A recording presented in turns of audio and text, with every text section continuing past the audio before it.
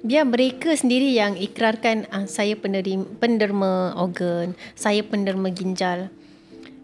Kita sebagai ahli keluarga atau waris, kita jangan, okeylah, as a family member, saya nak dermakan dia punya organ untuk as a form of charity. Maksudnya untuk the last that si mati boleh buat untuk kebaikan.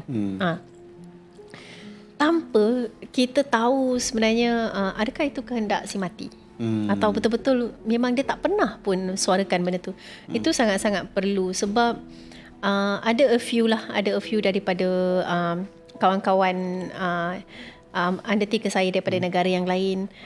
Mereka alami gangguan setelah, especially bila mereka handle kadaver atau mayat-mayat yang mereka ambil organ.